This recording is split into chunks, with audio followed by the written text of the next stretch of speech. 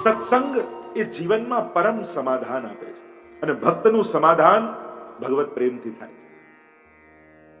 આ દુનિયામાં સમાધાન આપે એવી જગ્યા ને એવા વ્યક્તિઓ ઓછા છે.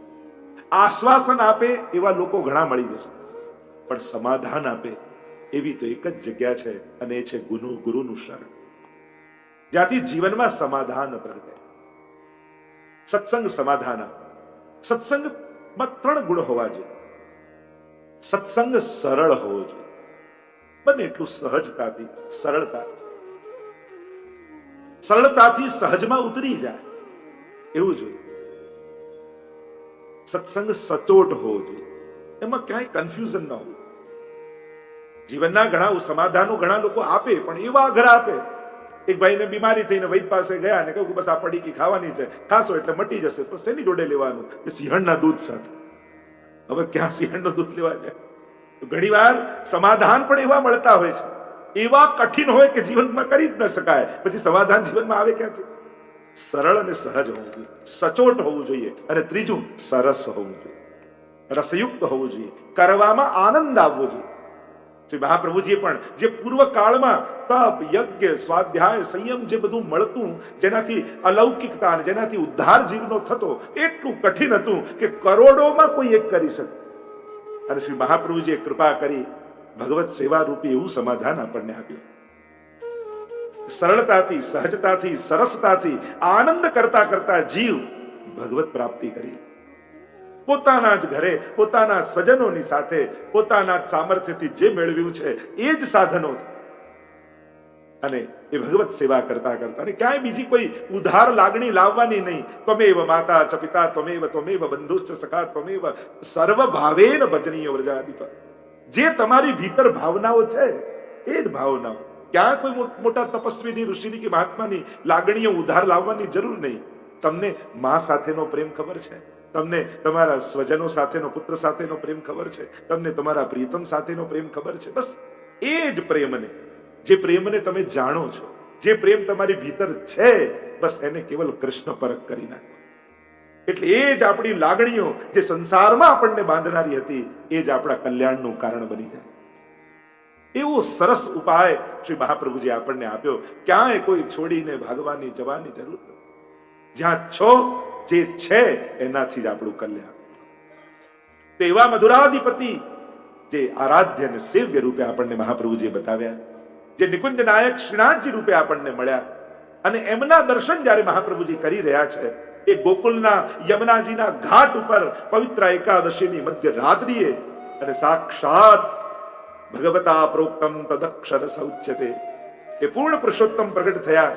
મહાત્મયુક્ત સાથે નહીં, માધુર્ય સાથે પ્રગટ થયા. કારણ કે પુષ્ટિ ભક્તિનો માર્ગ એ મહાત્મ્યનો માર્ગ નથી, એ માધુર્યનો માર્ગ છે. આ માર્ગમાં તો ઘણીવાર મહાત્મ્ય પણ નડતર રૂપ થઈ જાય છે, મહાત્મ્ય પણ વિક્ષેપ રૂપ થઈ જાય છે.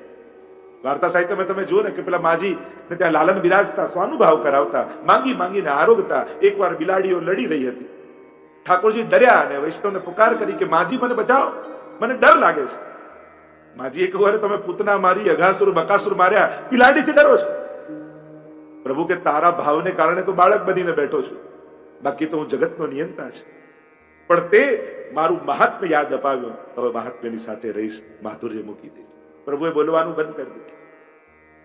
મહાત્મ્ય સાથે જશો તો ભગવાન બનીને મળશે, માધુર્ય સાથે જશો તો પ્રિયતમ બનીને મળશે. યે યથામામ પ્રપદ્યન્તે તાં સથૈવ ભજામ્યહમ. તું જે રીતે ભાવ લઈને મને મળીશ, હું પણ તને એ રીતે મળીશ.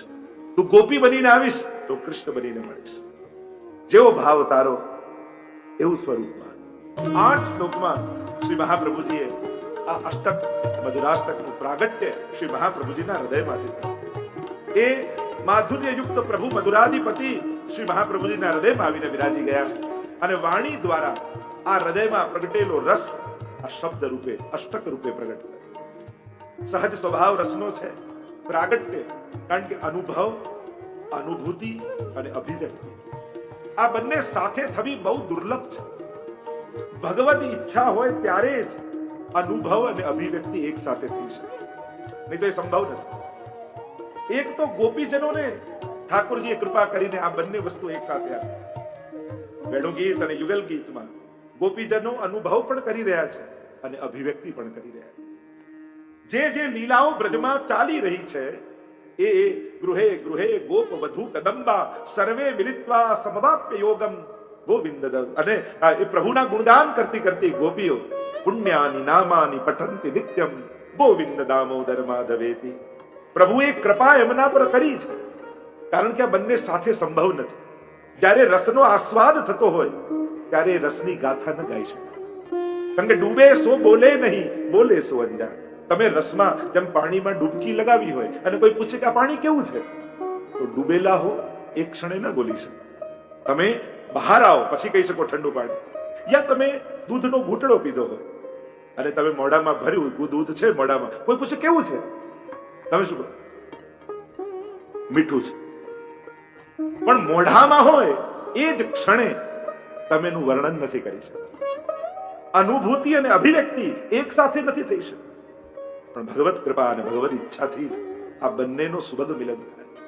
પ્રભુએ દૂરદર્શન અને દૂર શ્રવણ એ ગોપીજનોને શક્તિ આપી છે અને એટલા માટે ત્યાં જે લીલા વનમાં પ્રભુ કરી રહ્યા છે એ અહીંયા ગોપીઓ ગાય છે, વેણુગીત અને યુગલ ગીત. એ રીતે જ અહીંયા મહાપ્રભુજી રસપાન પણ કરી રહ્યા છે અને રસગાન પણ કરી રહ્યા છે. આ બંને એક સાથે થઈ રહ્યું છે, માધુર્યનો અનુભવ અને માધુર્યની અભિવ્યક્તિ. અને એટલા માટે પ્રથમ દ્રષ્ટિ ગઈ અધર પર, કે જ્યાંથી આ સુધાનું દાન છે, જ્યાં સુધા બિરાજમાન છે, જ્યાં કૃષ્ણ તત્વ કૃષ્ણ રસ બિરાજમાન છે. કૃષ્ણ શબ્દની વ્યાખ્યા એ જ છે, કૃષ્ણ ભુવાચકો શબ્દ ણશ્ચ નિવૃત્તિવાચક તયો રૈક્ય પરબ્રહ્મ કૃષ્ણ વિધિય. જે સદાનંદ છે એ જ કૃષ્ણ છે. અને એટલા માટે અહીંયા અધરમ મધુરમ જેનું દર્શન ગઈકાલે આપણે કર્યું, પ્રભુ એ લોભાત્મક અધરમાંથી સુધાનું દાન અધિકાર અનુસાર કરે છે. અને જ્યાં જ્યાં જેવો જેનો અધિકાર એ રીતે સુધા ઠાકોરજી પહોંચાડે છે. શ્રી મહાપ્રભુજી પણ મૂર્તિમંત એ સુધાનું સ્વરૂપ છે. વદનમ મધુરમ, મુખારવિંદના માધુર્યનું ગાન કર્યું. જે મુખારવિંદમાં સુંદર નેત્રો બિરાજમાન છે, ભ્રમરો બિરાજમાન છે, અલકો બિરાજમાન છે. એ અલકાવલી પણ આપણે ત્યાં મુક્તિના એક રૂપે છે. સાયુજ્ય સારૂપ્ય સામીપ્ય સાલોક્ય, એમ પ્રભુની અલકાવલી જ્ઞાનીઓ પ્રભુના મુખ થઈને મસ્તક ઉપર બેસે અને ભક્તો તો પ્રભુના શ્રેંગમાં બિરાજમાન છે, ચરણોમાં બિરાજમાન છે, શૃંગાર રૂપે બિરાજમાન છે. વદનમ મધુરમ, પ્રભુનું મુખારવિંદ મધુર છે. અને એ મુખારવિંદના આકર્ષણની ગાથાઓથી આખું ભાગવત આદિ અનેક શાસ્ત્રો ભરેલા કે જેણે પ્રભુના મુખારવિંદના માધુર્યનો સૌંદર્યનો અનુભવ કર્યો છે એ કૃષ્ણથી દૂર નથી રહી શકે. કેટલી કથાઓ, કેટલી ગાથાઓ ભરેલી. એકવાર જેણે કૃષ્ણના સ્વરૂપને જોયું એ કૃષ્ણનો થઈને રહી ગયો. બીજે બધામાં તો મન લગાડવું પડે, પણ કૃષ્ણ તો મનોહર છે, મનને હરી લેનારો છે. સહજમાં મન એનું થઈ જાય છે. કદાચ કૃષ્ણને સમજો નહીં, પણ કૃષ્ણને ચાહો ને તોય કલ્યાણ થઈ જાય. એને સમજવો તો બહુ કઠિન છે, કારણ કે એવો નટકટ છે ને, જે દિવસે તમને એમ થાય કે આજે કૃષ્ણ સમજાયો એ જ દિવસે એવું કંઈક કરશે ને, તમને એમ થશે કે આ તો વિચાર્યું નહોતું. આજ કૃષ્ણ તત્વની ખૂબી છે કે એને તમે પ્રિડિક્ટ ન કરી શકો. અન્ય અવતારો માટે તમે ધારણા બાંધી શકો કે આ આવું જ કરે, આ આમ જ બોલે, આ અહીંયા જ બેસે, પણ કૃષ્ણ માટે વિચારી ન શકાય. અને એટલા માટે એ સદાય માટે એક જિજ્ઞાસા બનાવી રાખે છે ભક્તમાં, કુતૂહલતા બનાવી રાખે છે કે આજે મારો કૃષ્ણ કરશે શું. છિન છિન બાનિક ઓર રહી ઓર.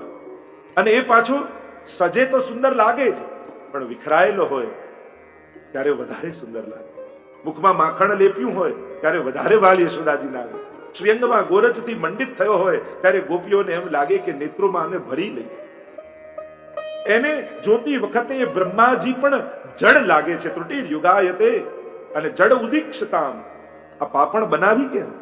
કારણ કે એને નિરખતા પાપણ બંધ થાય ત્યારે અમને એમ લાગે કે જાણે યુગો વીતી ગયા હોય એવો વિરહ અમને થાય.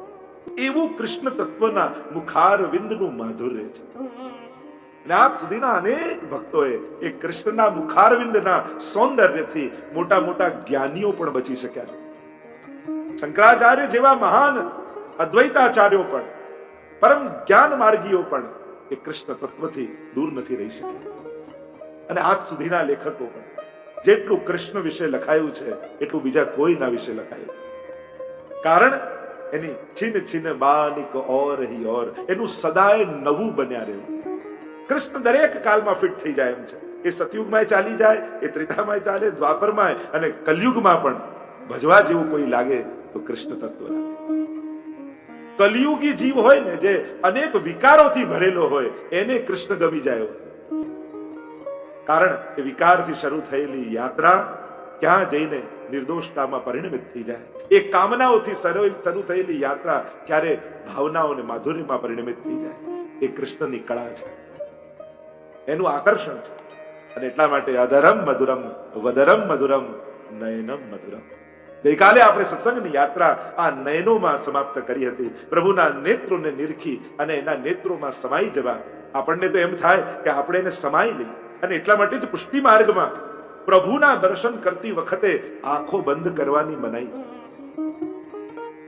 કારણ કે જ્યાં ખુલ્લી રાખવા જેવી છે ને આંખો, ત્યાં જો બંધ કરી રાખશો, જે જોવા જેવું છે એને તો આંખો અપલક નેત્રોથી, અનિમેષ નેત્રોથી એને નિરખતા. અને એટલા માટે પુષ્ટિ માર્ગમાં તો ભય રહે છે કે ક્યાંક દર્શન કરતી સમયે મારી આંખોની પાપણો બંધ નથી. અહીંયા તેને પીવાનું છે. અને એટલા માટે જ્યારે પણ દર્શન કરવા જાઓ ત્યારે એના ચરણારવિંદથી લઈ મુખારવિંદ સુધી, આપણે ત્યાં શૃંગારનો ક્રમ હોય છે ને ઉલટો હોય છે, મસ્તકથી ચરણ સુધી. અને દર્શનનો ક્રમ હોય છે એ નખશીક છે. નખચંદ્રના દર્શન કરે. એ નખચંદ્ર પણ 10 પ્રકારની ભક્તિ રૂપ છે. એ તો આગળ ચરણમ મધુરમ આવશે ત્યારે એની પાદવ મધુરમ. પ્રભુના ચરણ મધુર છે. તો પ્રભુ તે મિશ્રીના એ ખીલોના જેવા છે. જેમ જન્માષ્ટમીમાં આપણે મિશ્રીના ખીલોના ઠાકોરજીને ભોગ ધરવા બનાવીએ, આખું ચાસણીનો જો કોઈ ફૂલ બનાવે, કોઈ ખીલોના જેવું બનાવે, અને આખું ચાસણીનું કોઈ ફૂલ બનાવો તો એની તમે દાંડી ચાખો, પત્તું ચાખો કે ફૂલ ચાખો, બધામાં સ્વાદ તો મિશ્રીનો જ આવે. અરે એનાથી ઊંધું એ જ મિશ્રીની ચાસણીનું તમે કરેલા આકારનું કરેલું બનાવો, ભલે ને આકાર કરેલા જેવું છે પણ ચાખશો તો મીઠાશ જ અનુભવાશે. એમ કૃષ્ણ પણ અખિલમ મધુરમ છે. એ યુદ્ધ લડીને કોઈનો વધ કરે તો એ માધુર્યતાનો અનુભવ કરાવે, અને કોઈને વહાલ કરે તો એ માધુર્યતાનો અનુભવ કરાવે. કૃષ્ણમાં ક્યાંય કડવાશ નથી. કૃષ્ણની કોઈ ક્રિયામાં કડવાશ નથી. કૃષ્ણની કોઈ લીલામાં ક્યાંય દુર્ભાવ નથી. પ્રભુ તો બધાને સમભાવે કૃપા કરે. હા, જે ભાવે આવે એના પર એ ભાવે કૃપા કરે. કોઈને વેર ભાવ જ જોઈતો હોય તો પ્રભુ વેર દ્વારા કૃપા કરે, કોઈને વહાલ જોઈતું હોય તો પ્રભુ વહાલ કરીને કૃપા કરે. પણ કૃષ્ણની લીલાઓમાં ક્યાંય દ્વેષ નથી. પ્રભુ કોઈને દ્વેષ ભાવથી નથી મારતા, કૃપા જ કરે. પ્રભુની દરેક લીલાઓ કૃપા જ કરનારી છે. અને જે અકારણ સહજમાં થાય એ જ કૃપા છે. અને એટલા માટે પ્રભુ તો મધુરાધિપતે અખિલમ મધુરમ. અને એટલા માટે ચરણારવિંદ પણ મધુર છે, હસ્ત પણ મધુર છે, નયન પણ મધુર છે. માધુર્યમાં કોઈ ભેદ નથી. પ્રભુના શ્રીઅંગમાં ભેદ હશે અને માણસની શરીરમાં ચરણ વંદનીય કરીએ, કોઈનું સન્માન કરીએ, જો હાથ મિલાવાય, ચરણ છુવાય, મુખારવિંદના દર્શન થાય, દરેકમાં ત્યાં અંગનો વ્યવહાર છે અને એમાં મહત્તા જુદી જુદી છે. કોઈ વડીલ હોય એની પાસે જઈને શેક હેન્ડ કરે તો આપણને ઠીક ના લાગે, અમને તો પગે લગાય, અમને શેક હેન્ડ કરે. ત્યાં વ્યવહાર ભેદ છે. પ્રભુના શ્રીઅંગમાં માધુર્ય ભેદ નથી. સમાન રૂપે પ્રભુના સમસ્ત શ્રીઅંગમાં સમાન માધુર્ય વ્યાપેલું છે. પ્રભુની સમસ્ત લીલાઓ આનંદસ્ય હરેર લીલા. મહાપ્રભુજીની સુબોધનીમાં આજ્ઞા છે, પ્રભુની પ્રત્યેક લીલા આનંદ રૂપ છે. એ આનંદનું દાન કરનારી. અને એટલા માટે નયનમ મધુરમ, આપના નેત્રો મધુર છે. અમી ભરેલી પ્રભુના દ્રષ્ટિમાં અમૃત છે. અને એટલા માટે જ ભક્તો હંમેશા જઈને કે પ્રભુ કૃપા દ્રષ્ટિ કરજો. કારણ કે પ્રભુએ બીજું કાંઈ કરવાની જરૂર નથી. કેવલ પ્રભુ આપણી તરફ નજર કરી દે તોય આપણું કલ્યાણ થઈ. કારણ કે પ્રભુની દ્રષ્ટિમાં જ અમૃત છે. અને એટલા માટે હું તો હંમેશા વૈષ્ણવને કહેતો હું, બીજું કાંઈ કરો ન કરો, 5 મિનિટ ઠાકોરજી આગળ ઉભા જરૂર. આપણને જ્યારે દેખાશે પણ એ આપણને જોઈ રહ્યો છે એવો ભાવ રાખીને એની સામે જઈને ઉભા રહી જાવ. એની દ્રષ્ટિ પડશે તો એ દુર્ભાગ્યો ટળી જશે. સન્મુખતા રાખો. બીજું કાંઈ કોઈ સાધન કદાચ કરવા સમર્થ નથી તમે, તો 2 મિનિટ ઉભા રહી જાઓ. લોકો ભલે એમ કે આ તો શાક લેવા નીકળ્યા, દર્શને કરતા ગયા, ઓફિસે જતા થયા, દર્શને કરતા થયા. અરે આ કઈ અમારી વાત થોડી છે, અમારે તો ગોપીજનો એમને શીખવાડ્યું છે. આ તો ગોપીઓએ શીખવાડ્યું. દહીં દૂધ વેચવા માટે નીકળે, દહીં લો દહીં લો, મહી લો મહી લો કરતી કરતી જાય, પણ ચિત્ત તો ઠાકોરજીમાં છે ને. મહી ભૂલાઈ જાય અને મોહન લો મોહન લો મોહન લો કરતી કરતી જાય. એટલે મહાપ્રભુજી આજ્ઞા કરી ષોડશ ગ્રંથમાં, વ્યાવૃત્તોપી હરૌ ચિત્તમ. વ્યાવૃત્તિ ભલે કરો, ચિત્ત હરી મહારાજ. અરે ઓફિસે જતા રસ્તામાં હવેલી આવતી હોય અને દંડવત કરીને નીકળી જાઓ, આટલામાં શું જાય? સન્મુખતા તો થાય ને. મહાપ્રભુજી એ જ આજ્ઞા કરી છે કે યદા બહિર્મુખાયુયમ ભવિષ્યત કથંચન તદા કાલ પ્રવાહસ્થા દેહ ચિત્તાદયો. જો તમે બહિર્મુખ થયા તો આ કાલના પ્રવાહમાં વહી જશો. કલિયુગમાં બચવા માટેનો કલિયુગના પ્રવાહથી એક જ ઉપાય છે, અને એ છે સન્મુખતા. જ્યારે પ્રભુ બિરાજતા હોય, યથાશક્તિ જે કાંઈ પણ તમે સેવા કરી શકો, અને ન કરી શકો તો કમથી કમ દંડવત કરીને તો જાઓ. વંદન પણ એક ભક્તિ છે. નવદા ભક્તિમાની શ્રવણમ કીર્તનમ વિષ્ણોઃ સ્મરણમ પાદ સેવનમ અર્ચનમ વંદનમ દાસ્યમ સખ્યમ આત્મનિવેદન. વંદન ભક્તિ પણ બહુ વિશેષ ભક્તિ મને. પ્રણામો દુઃખ સમનસ્તમ નમામિ હરિમ પરમ. ભાગવતજીમાં પણ કહ્યું, કેવલ પ્રણામ કરો ને તો જીવનમાં આવતા સમસ્ત દુઃખો સમાપ્ત થઈ જાય. જો જીવનમાં કોઈ પણ પ્રકારનું દુઃખ હોય તો રોજ ઠાકોરજીને વંદન કરો, પ્રણામ કરો. પ્રભુ બધા જ દુઃખોને હરી લેશે.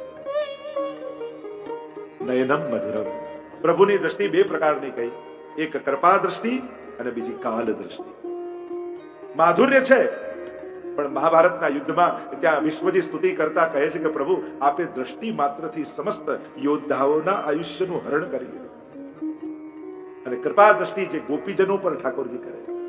રોજ પ્રભુ ગૌચારણ કરતા કરતા ગોકુળની ગલીઓમાંથી થતા થતા પધારે, અને એક ગોપીને રોજ થાય પ્રભુ બધાની સામે જુએ, મારી સામે ક્યારે જોતા નથી. પ્રભુ ભક્તના મનના મનોરથ જાણી ગયા, પણ થયું કે જો હું એની સામે જોઈશ અને બીજી ગોપીઓને ખબર પડશે તો બધાને એમ થશે કે પ્રભુને આ ગોપીમાં વિશેષ સ્નેહ છે, અમને સ્નેહ નથી કરતા, શું કરવું? અને ગાયોના વૃંદને લઈને ઠાકોરજી ગોકુળ તરફ પધારી. ગાયોને હંકારતા હંકારતા ગલીઓમાંથી પસાર થતા એ ગોપીનું ઘર આવ્યું ને અગાસી પર ચડી ગઈ એ ગોપી. પ્રભુને થયું કે કેમ કરીને એના પર કૃપા દ્રષ્ટિ કરવી. યુક્તિ સુજી, કંઠમાં માળા હતી, કાઢી ગેંદ બનાવી, અને જ્યાં એનું ઘર આવ્યું ગેંદ ઉછાળી અને એના પર કૃપા કરી. શ્રીંગાર રસ મંડનમાં શ્રી ગુસાઈજી પ્રભુ ચરણ આજ્ઞા કરે છે કે પ્રભુની આ દ્રષ્ટિ 3 વસ્તુનું હરણ ભક્તોમાંથી કરી છે. જેના ઉપર ઠાકોરજીના કૃપા દ્રષ્ટિ થાય એની 3 વસ્તુ હરાઈ જાય. એક વિવેક, બીજું ધૈર્ય અને ત્રીજી લજ્જા. આ 3 વસ્તુનું હરણ કરી. નયનમ મધુરમ. અને એમાં જ પ્રભુનું માધુર્ય છે. પ્રભુ આપે એમાં મધુરતા નથી, પ્રભુ લઈ લે એમાં મધુરતા. આપે એમાં મહાત્મ્ય, લે એમાં માધુર્ય. પ્રભુ મહાત્મ્યથી આપે, કારણ કે પ્રભાવ દેખાય, સામર્થ્ય દ્વારા જ પ્રભુ કૃપા કરે. એટલે જ્યારે જ્યારે પ્રભુ તમને કંઈક આપે ત્યારે માનજો પ્રભુએ એમનું મહાત્મ્યથી કૃપા કરી, અને આપણું કંઈક અંગીકાર કરે ત્યારે માનજો કે પ્રભુએ માધુર્યથી કૃપા કરી. આપણું કંઈક કોઈને હરાવ અને મસ્તક નમાવે તો જીતી ગયો કહેવાય. એ યુદ્ધની વાત છે, પણ પ્રેમમાં કે દિલ તારું થઈ ગયું એટલે માણસ જીતી ગયો. તો આ માધુર્ય ભાવમાં હૃદય જીતવાની વાત છે, અને ત્યાં સામર્થ્યની વાતમાં મસ્તકને જીતવાની વાત છે. ઠાકોરજી નિરોધ લીલા દશમસ્કંદ એ હૃદય છે. એટલે કે ભક્તનો નિરોધ ભગવાનમાં થાય અને ભગવાનનો નિરોધ ભક્તમાં થાય. આપણે નિરોધ ભક્તનો કયો કે પ્રપંચની વિસ્મૃતિ થઈ જાય, ભગવાનમાં આસક્તિ થઈ જાય. આપણો નિરોધ જ્યારે ભગવાનમાં થાય છે એ જ ક્ષણે ભગવાનનો પણ નિરોધ આપણામાં થાય. એટલે કે ભગવાન પણ બધું જ ભૂલી ભક્તમાં આસક્ત થઈ જાય છે. આપણે ત્યાં અનેક વાર્તા પ્રસંગોમાં પેલા ગોપાલદાસની વાર્તા આવે, શેઠ પુરુષોત્તમદાસજીના દીકરા આખો દિવસ ભગવત સેવા કરે, રાતના થાકીને મંદિરના ઉંબરે માથું રાખીને સુઈ જાય, પણ પ્રભુ વગર એક ક્ષણ ન રહી શકે. એટલે રાતના સમયે પણ હે મદન મોહનલાલ, હે મદન મોહનલાલ એવો અવાજ કરે, અને અંદરથી મદન મોહનલાલજી પ્રભુ અવાજ આપે, હા શું છે ગોપાલદાસ? ત્યારે ગોપાલદાસ કહે કે પ્રભુ મને તો બોલવાની આદત પડી ગઈ છે, આપ કેમ જાગો છો? પ્રભુ કહે જો તને પુકારવાની આદત પડી છે તો મને પણ જવાબ આપવાની આદત પડી ગઈ છે. તું મારા વગર નથી રહી શકતો તો હું પણ તારા વગર એક ક્ષણ નથી રહી શકતો. આપણે ત્યાં તો 252 આદિમાં પેલા માજીની વાર્તા આવે, માજીને ઘરની બહાર ન જવા દે ઠાકોર. પ્રભુને કહે કે પ્રભુ શાકભાજી તો લેવા જવા દો. પ્રભુ કહે પણ તારા વગર એક ક્ષણ હું ન રહીશ. આ ભક્તનો ભગવાનમાં અને ભગવાનનો ભક્તમાં નિરોધ. એટલે જ સુરદાસજીએ પણ કહ્યું કે ભક્ત વિરહ કાતર કરુણામય ડોલત પાછે લાગે. કૃષ્ણ ભક્તિમાં કેવું છે, આ કૃષ્ણ ભક્તિમાં કેવું છે કે ભગવાન જ્યારે આધીન થાય તો ભક્તો ભગવાનના વિરહને કારણે ભગવાનની પાછળ પાછળ જતા તો જોયા, પણ આ કૃષ્ણના પ્રેમના માર્ગમાં તો ઊંધું થયું. ભક્ત વિરહ કાતર, ભક્તોના વિરહને કાતર થઈ, એને આસક્ત થઈ ઠાકોરજી એને પાછળ પાછળ જતા દેખાય. હૃદયમ મધુરમ, પ્રભુનું હૃદય એ મધુરતાથી ભરેલું છે. શ્રી વલ્લભનું હૃદય એ મધુરતાથી ભરેલું છે. એટલા માટે મહાપ્રભુજીનું એક નામ છે નિગૂઢ હૃદય. શ્રી વલ્લભનું હૃદય કેવું છે? નિગૂઢ. જે સમજી ન શકાય એને નિગૂઢ કહેવાય. મહાપ્રભુજીના બે નામ હૃદય સંબંધી બહુ મહત્વના. એક શ્રી કૃષ્ણ હાર્દવિદ. આ પ્રભુનું હૃદય મધુર છે ને, પણ એ હૃદયને જાણી કોણ શકે? તો કે પ્રભુના હૃદયની તો કોણ જાણી શકે? તો કે હા, આ મહાપ્રભુ છે ને એ પ્રભુના હૃદયની પણ જાણનાર. એટલે જ મહાપ્રભુજીનું નામ છે શ્રી કૃષ્ણ હાર્દવિદ. પ્રભુના હૃદયની જાણી લેવા વાળા મહાપ્રભુજી. અને એટલા માટે પ્રભુને ક્યારે શું જોઈએ છે એ શ્રી મહાપ્રભુજી જાણી લે છે. અને એટલા માટે જ આપણે કહીએ ને, મહાપ્રભુજીએ બતાવેલા સેવા ક્રમથી સેવા કરવી, તો આ ક્રમનું મહાત્મ્ય નથી, આ મહાપ્રભુજીનું મહાત્મ્ય છે કે ઠાકોરજીને ક્યારે કઈ તિથિએ શું પહેરવું છે અને શું આરોગવું છે એ મહાપ્રભુજી જાણે. અને એટલા માટે સેવા રીત પ્રીત વ્રજજન કી જનહિત જગ પ્રગટાઈ, પ્રગટ ભય માર્ગ રીત દિખાય. શ્રી મહાપ્રભુજીએ વ્રજ ભક્તોની રીત અને પ્રીત જાણી અને આપણા માર્ગને આપી છે, ભક્તોને આપી છે. અને એટલા માટે ભલે ઓછું કરીએ પણ મહાપ્રભુજીને રીત પ્રમાણે કરીએ. અરે બીજું કાંઈ નહીં, બધું ધરાવી ન શકો, બધું આરોગાવી ન શકો તો કમથી કમ સેવાક્રમ વાંચો તો ખરા.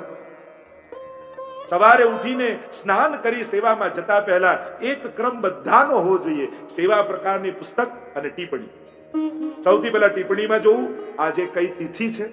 તારીખ તો આપણને ખબર હોય છે, કારણ કે મોબાઈલ છે ને આપણી જોડે, આપણને બતાવ્યું. પણ મોબાઈલમાં ટાઈમ હોય, તારીખ હોય, પણ તિથિ ન દેખાય. પણ એની એપ ડાઉનલોડ કરી હોય તો તિથિ ટિપ્પણી જોઈ અને ટિપ્પણીમાં જોવું કે આજે કઈ તિથિ, કયો ઉત્સવ છે. અને એ તિથિ પ્રમાણે સેવા પ્રકારની પુસ્તક ખોલવી.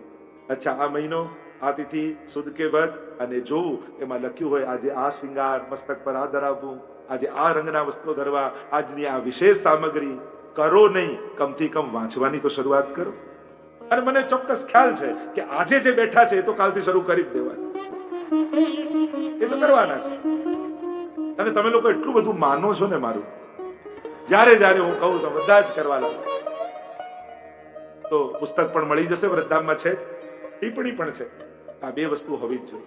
અને આપણા ક્રમમાં જેના ઘરે ઠાકોરજી બિરાજ, અરે જેને ત્યાં ન બિરાજતા હોય એને અનુસંધાન તો થાય, સુધી તો થાય કે ચલો આ છે, આજે આ ઉત્સવ છે, આજે આ ક્રમ છે. જાણીએ અને જાણશો, વાંચશો તો ક્યારેક ધરવાની ઈચ્છા પણ થશે. એમ થશે કે ચાલો આ શું છે, આ નામની સામગ્રી તો આ કોને કહેવાય, આ રંગના વસ્તુ તો આ રંગ કોને કહેવાય, આ મસ્તકનું શૃંગાર તો આ શૃંગાર કોને કહેવાય.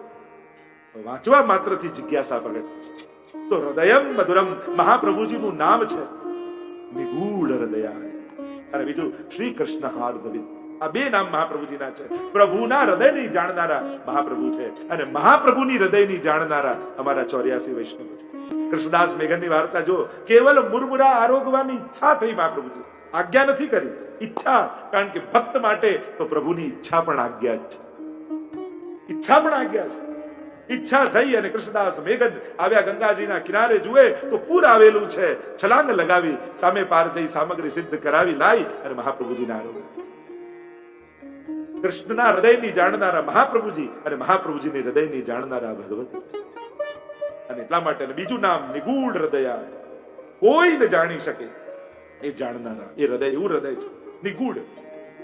ગૂઢ પણ ગહન કહેવાય, પણ નિગૂઢ જેને સમજવું કઠિન છે, જેને જાણવું કઠિન છે.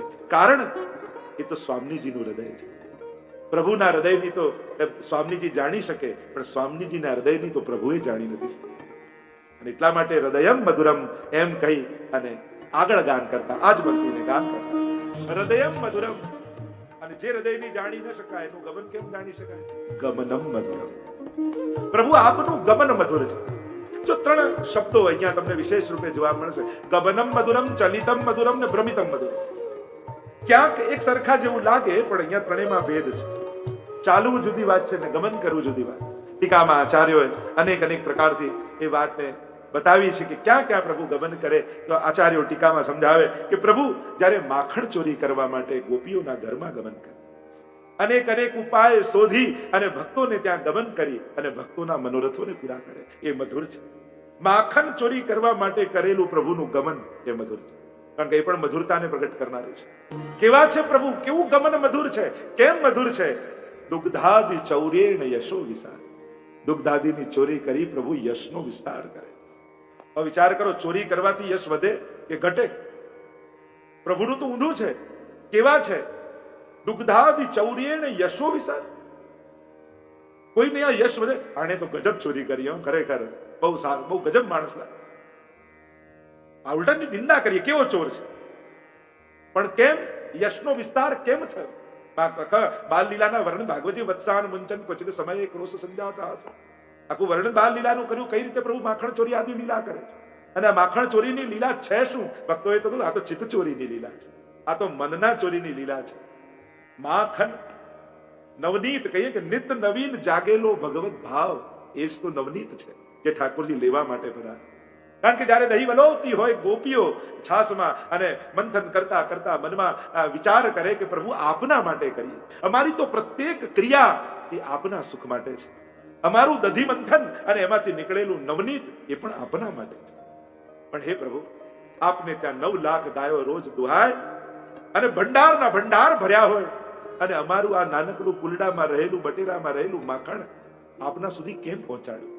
કઈ રીતે અમારી સામગ્રી આપને અંગીકાર કરાવવી? કારણ કે આ સામગ્રી નથી, અમારો અંદર રહેલો સ્નેહ છે. અમારા ભાવને અમે સામગ્રી રૂપે અંગીકાર કરાવી. આપણે ત્યાં દરેક સામગ્રી છે, એમાં કોઈ વસ્તુનું મહત્વ નથી હોતું, સામગ્રીઓના ભાવ હોય છે. આ તામસ ભાવ, આ રાજસ ભાવ, આ સાત્વિક ભાવની સામગ્રી, આ લલિતાજીના ભાવની, આ સ્વામીજીના ભાવની, આ યમુનાજીના ભાવની. આપણે ત્યાં સામગ્રીઓ ભાવાત્મક છે. આપણે ત્યાં પાત્રો પણ ભાવાત્મક છે. દામોદાસ સમલવારાની વાર્તામાં આવે ને, સુવર્ણના પાત્રો, ચાંદીના પાત્રો, એ પણ ભાવાત્મક કહેતા કે આ સ્વામીજીના ભાવના, ચંદ્રાવલીજીના ભાવના. અને એટલા માટે આપણે ત્યાં સ્વાદનું મહત્વ નથી, ભાવનું મહત્વ છે. એટલે જ તો ઘણી વાર લોકોને પ્રશ્ન થાય, આ એક સાથે દૂધ, દહીં, માખણ, મિશ્રી, ખાટું, તીખું, ખારું, આ બધું એક સાથે પ્રભુ કઈ રીતે આરોગતા છે? તમે મંગળામાં આટલું દહીં ધરો ને આટલું દૂધ ધરો, હવે કોઈ એક સાથે બંને લઈ શકે? લોકો એમને હમણાં દહીં ખાધું તો હમણાં દૂધ ના પીવું, હમણાં દૂધ પીવું હમણાં દહીં ના ખાતા, એવું કઈ? વિરોધાભાસી સ્વાદ. અને આયુર્વેદની દ્રષ્ટિએ, આ સ્વાદની દ્રષ્ટિએ, આ પ્રકૃતિની દ્રષ્ટિએ તમે જુઓ તો વિરોધાભાસી ઘણી બધી વસ્તુ તમને લાગે કે એક સાથે ન લઈ શકાય એવી હોય. પણ અહીંયા સ્વાદની કેની ચર્ચા નથી, અહીંયા ભાવની વાત છે. કારણ કે કોઈ લલિતાજીના ભાવનું છે, કોઈ ચંદ્રાવલીજીના ભાવની છે, કોઈ સ્વામીજીના ભાવની છે. અને એટલા માટે આપણે ત્યાં ઠાકોરજી માટે વિપરીત ભાવના અને અસંભાવના, આ બે ભાવ નહીં કરતા.